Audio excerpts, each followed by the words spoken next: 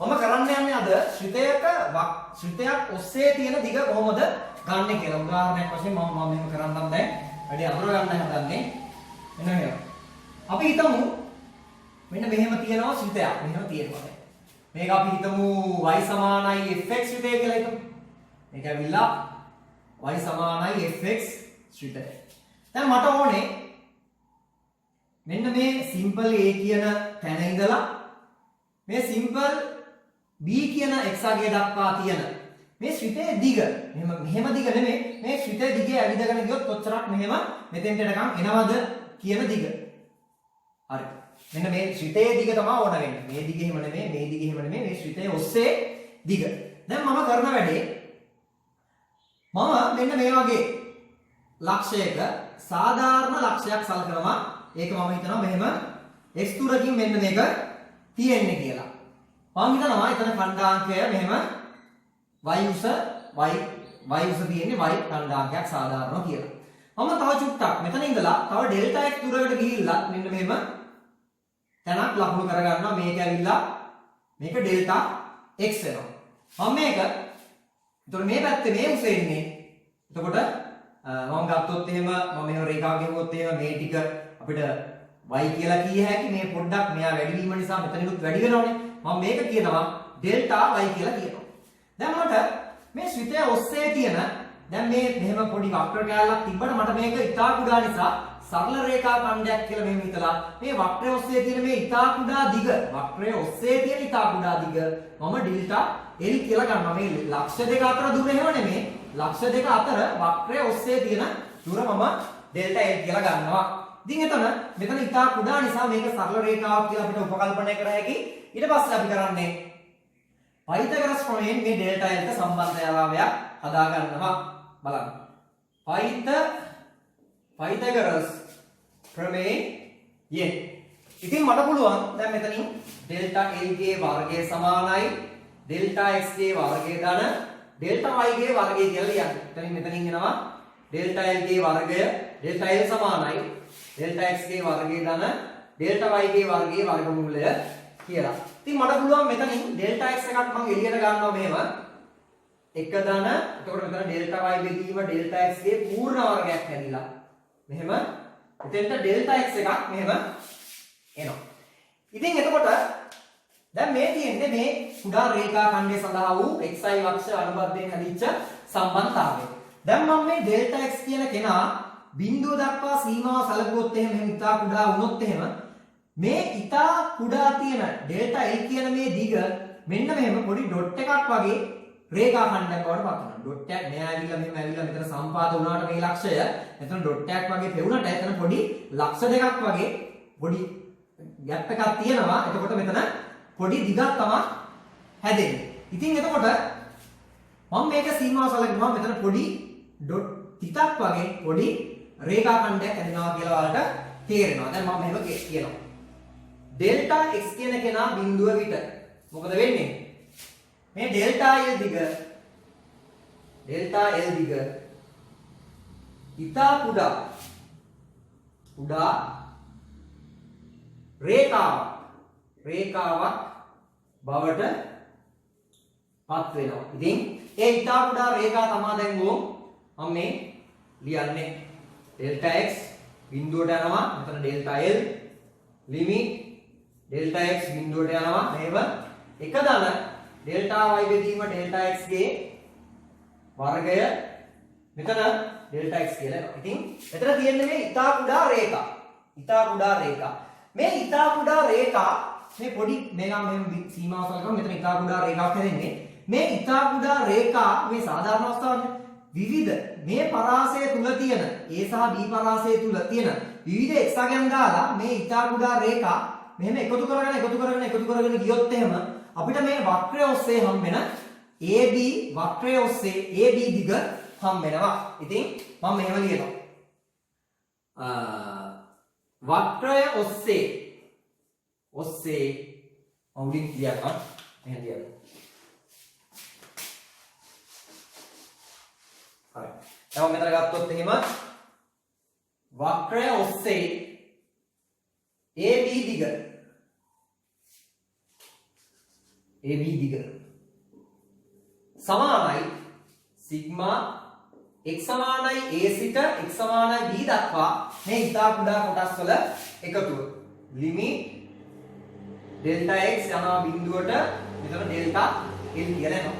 ඉතින් මම මෙහෙම ලියනවා. ලිමිට් x සමානයි a සිට x සමානයි b දක්වා x සමානයි a සිට x සමානයි b දක්වා මෙන්න මේ ලිමිට් ඩෙල්ටා x බිඳුවට යනවා මෙන්න මෙයා. එක දාන ඩෙල්ටා y බෙදීම ඩෙල්ටා x ගේ වර්ගයේ වර්ගමූලය වතාව ඩෙල්ටා x කියලා. හරි එහෙම තියෙනවා. අපි දන්නවා මේ සීමාව මොකද වෙන්නේ? මේ සීමාව i කිය අනිවාර්යෙන් දන්නවා අඩුකලයක් වෙයි කියලා. මේ AB දිග මම මේ වක්‍රය ඔස්සේ AB දිග L කියලා කිව්වොත් එහෙම L සමාන වෙනවා අඩුකල A සිට B දක්වා එක ධන අපි දන්නා වෘද්ධි අනුපාතයක සීමාව dy යට dx එනවා වර්ගයේ වර්ගමූලය මේ ඩෙල්ටා x එක dx බවට පත් වෙනවා. ඉතින් මේක තමයි වක්‍රයක් ඔස්සේ දිග ලබා ගැනීම සඳහා සූත්‍රය වෙන්නේ. හරි මම දැන් කරන්න යන්නේ මේ සූත්‍රය පාවිච්චි කරලා සරල රේඛාවක දිගයි සාමාන්‍ය වර්ග ශ්‍රිතයක වක්‍රය ඔස්සේ දිගයි ලබා ගන්න වැඩේ කරන්න හදන්නේ. පළවෙනි එක තමයි මෙන්න මේ වැඩේ. දැන් මම ගත්තොත් එහෙම x මෙතන බිඳුව මේක y එම ගත්තොත් මෙන්න මේක සරල රේඛාව. අපි නිකන් මූලිකව අපි හිතමු y සමානයි 2x කියලා හිතමු. මට දැන් ඕනේ මේකේ දිග මෙන්න මෙතන ඉඳලා x සමානයි අපි හිතමු මෙතන 2 කියන තැන ඉඳලා 3 හිතමු 3 මෙන්න මේ 1 කියන තැනට මේ වක්‍රය ඔස්සේ දිග කියන්නේ මෙන්න මේ L දිග ලබා ගන්න ඕනේ. මේ L දිග ලබා ගන්න නම් අපිට අවශ්‍ය වෙනවා මොකද්ද? මෙයාගේ අවකල සංගුණකය ඕන වෙනවා මේ සූත්‍රයට ආදේශ කරන්න. ඉතින් මම කරන වැඩේ y සමානයි 2x ශ්‍රිතය නැත්නම් මේකේ සරල රේඛාව ශ්‍රිතය x විශේෂයෙන් අවකලනය කරනවා. අවකලනය කරනකොට මෙතන එනවා dy යට dx සමානයි 2යි කියලා එනවා. මේක නම් බොහොම සරල පිළිතුරක් හම්බෙන්නේ. ඉතින් මට මේ වක්‍රය ඔස්සේ තියෙන L දිග ගන්න පුළුවන් දැන්. L දිග අපිට හම්බ වෙනවා අණුකල 3 සිට 1 දක්වා. එක ධන මේ අවකල සංගුණකයේ වර්ගයේ වර්ගමූලය dx කියලා. එතකොට මෙතනින් එනවා මූල 5ක්. එතන එතකොට එන්නේ මූල 5යි x කියලා එන්නේ. එතන 3 1. මෙතන දැම්මොත් එහෙම 3යි මූල 5 රින 1යි මූල 5. එතකොට මෙතනින් උත්තරේ වශයෙන් හම්බෙන්නේ 2යි මූල 5ක් මේ රේඛාව දිගයි කියලා. මෙතන අපි ගන්න නිකන් යාම් මේ ඉරිගහ අහලා බැලුවොත් 2යි මූල 5ක් අනිවාර්යෙන් එන්න ඕනේ. හරි මම දෙවෙනි උදාහරණය කරන්න හදන්නේ. දැන් මේකෙදි මම කරන්නේ y සමානයි x වර්ග ශ්‍රිතය සලකලා යම් කිසි පරාසයක් තුල ශ්‍රිතයේ දිග නැත්නම් වක්‍රයේ ඔස්සේ දිග ගන්නයි හදන්නේ. දැන් මම මෙතන ගත්තොත් මෙහෙම මේ y සමානයි x වර්ග ශ්‍රිතය මෙතන ගත්තොත් මට ඕනේ x කියන කෙනා එකේ ඉඳලා හරි දෙකේ ඉඳලා ගියමු දෙකේ ඉඳලා මේ බිඳුව දක්වා යනකම් මෙන්න මේ ශ්‍රිතයේ ඔස්සේ මෙන්න මේ වගේ මෙන්න මේ දිග මේ මෙහෙම යන දිග ලබා ගැනීමට අපිට මේ වැඩේ කරන්න ඉස්සෙල්ලා මේ ශ්‍රිතයේ අවකල සංගුණකය ඕන වෙනවා. ඉතින් මම මෙයාව අවකලනය කරලා අවකල සංගුණකය හොයා ගන්නවා මෙතන 2x කියලා එන්නේ. ඉතින් මේ ශ්‍රිතයේ L දිග එන්නේ අණුකල 2 සිට බිඳුව දක්වා එක ධන අවකල සංගුණකයේ ශ්‍රිතයේ අවකල සංගුණකයේ වර්ගය වර්ගමූලය dx කියලා අපි දන්නවා. ඉතින් මම මේක අනුකලනය කරන්න ඉස්සෙල්ලා දැන් ආදේශයක් මේකෙදි ගන්න වෙනවා. දැන් මම කරන වැඩේ මේකට 2x සමානයි tan θ ආදේශය සලකනවා. හරි මම කරනවා දැන් එතනින් ගත්තොත් 2x සමානයි tan θ ආදේශය සලකමු.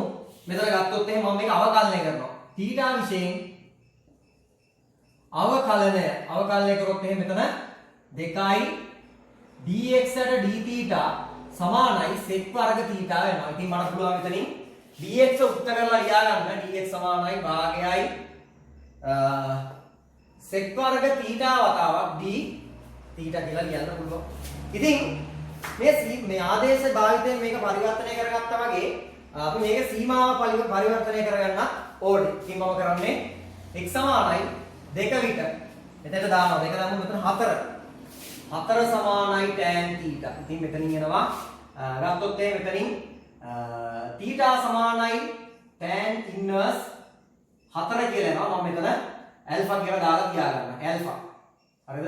මෙතන alpha සමානයි tan inverse 4 කියලා දාගන්නම් මගේ ලේසියට. මොකද අනුකලයට ආදේශ කරද්දී සංකේතයක් තියෙද්දි ලේසි. ආයේ x සමානයි බිඳුව විතර. බිඳුව සමානයි මෙතන දැම්මොත් බිඳුව එනවා.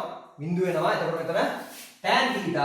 මෙතන theta බිඳුව එනවා. ඉතින් මේ L දිග. මේ කතාව ගත්ත හැකි දැන් මෙතන alpha. මෙතන බිඳුව alpha දන්නවා නේ. alpha මම මේ හරිය ඉඳලා තියාගන්නම්. alpha සමානයි tan inverse 4. මොකද මකර නිසා. 4. එතකොට මෙතනින් එනවා එක දන tan වර්ග theta ගේ වර්ගමූලය.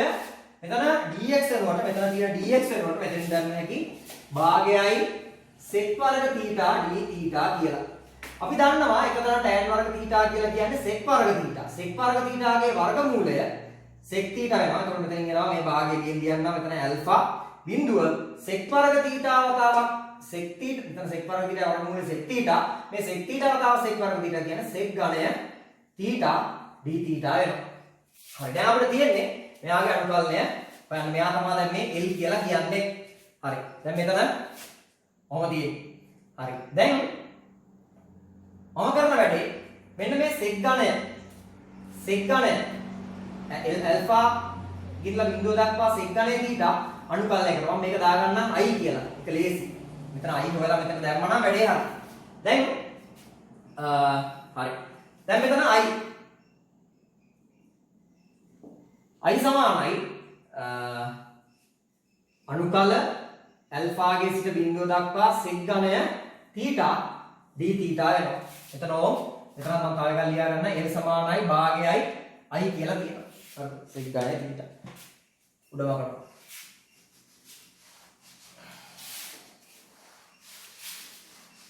හරි.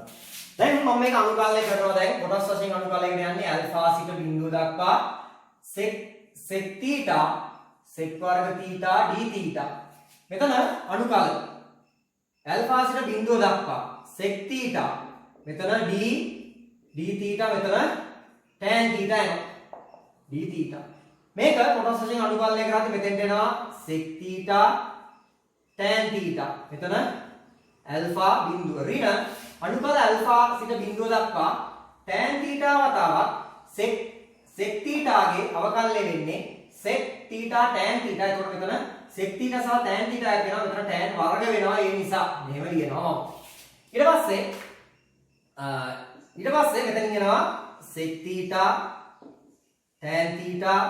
මෙතන alpha බිඳුව ඍණ මෙතන tan වෙනකොට ලිය හැකි මට එක ඍණ sec වර්ගය theta කියලා. මෙතන sec theta d theta වෙනවා. මම මේක සුළු කරගෙන ගියොත් එහෙම මේ I කියන්නේ sec ඝණය. එතකොට එතනින් එනවා sec theta. මේ තියෙන්නේ I sec theta tan theta. මෙතන alpha බිඳුව. එතනින් එනවා ඍණ අනුකල alpha සිට බිඳුව දක්වා sec theta d theta. මෙතන ධන වෙලා ධන මොකද වෙන්නේ? මෙතන බෝඩ් එක වැරදුනා. මෙතන එන්නේ sec වර්ග theta ඍණ 1 කියලා එන්නේ. එතකොට මෙතනින් එන්නේ alpha සිට බිඳුව දක්වා sec ඝණය theta ඍණ මෙතන d theta. මෙතන ධන alpha සිට බිඳුව දක්වා sec theta d theta කියලා ඔන්න ඔහොම වෙනවා. ඉතින් මේ තියෙන්නේ I එකක්. මේ තියෙන්නේ I එකක්. මේ තියෙන්නේ I එකක් නිසා මේ I එක මම මේ පැත්තට දාගන්නවා. එතකොට 2i වෙනවා.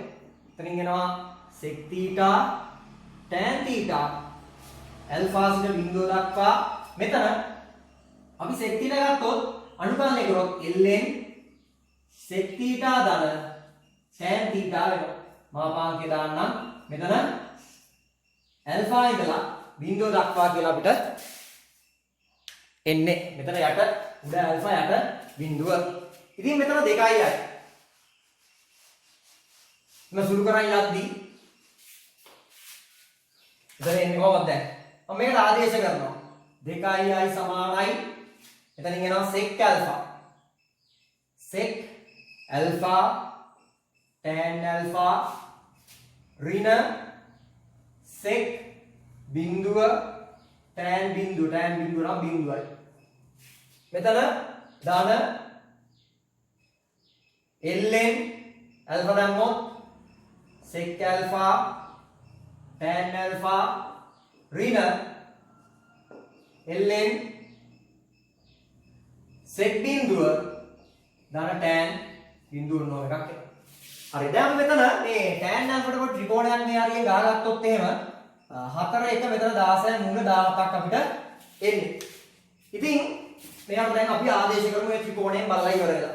මෙතන එනවා 2i සමානයි sec alpha මෙයා බෙදීම මෙයා. මූල 17 බෙදීම 1. tan alpha 4 බෙදීම 1. ඍණ. tan බිඳුව නිසා මේක බිඳුව වෙලා යනවා වැඩක් නැහැ. ඍණ බිඳුවයි වැඩක් නැහැ එක. ln. මෙතන sec alpha මූල 17 බෙදීම 1යි. 1යි. tan alpha 4 බෙදීම 1යි. 4 බෙදීම 1යි. එහෙනම් ඍණ ln sec බිඳුව 1යි tan බිඳුව බිඳුවයි. අපි දන්නවා ln බිඳුව බිඳුවයි කියලා. ln බිඳුව නෙමෙයි ln 1 බිඳුවයි කියලා. ඒකේ වෙනවා. එතකොට මෙතන මේ වෙනවා. ඉතින් එතකොට මෙතනින් එනවා 2i සමානයි 4i මූල 17. මෙතන එන්නේ ධන ln 4 ධන මූල 17. මෙතන දාන ඔන්නවා වෙනවා. ඉතින් මේ i කියලා කියන්නේ එතකොට i කියලා කියන්නේ එතනින් එනවා ඇවිල්ලා 2i මූල 17 මෙතෙන්ට භාගය ln 4 ධන මූල 17 එනවා. ඉතින් මෙතන මොනවා භාගය දැම්මේ. ඉතින් මේ වක්‍රය ඔස්සේ දිග අපිට ගන්න හැකි l කියන්නේ භාගයයි l කියන්නේ භාගයයි. එතකොට මෙයාවත් නැවත දෙකෙන් බෙදලා ගත්තොත් එහෙම මෙතන මූල 17 ධන 1ට 4යි ln 4 ධන මූල 17 කියලා අපිට උත්තරේ එනවා මේ වක්‍රය ඔස්සේ දිග.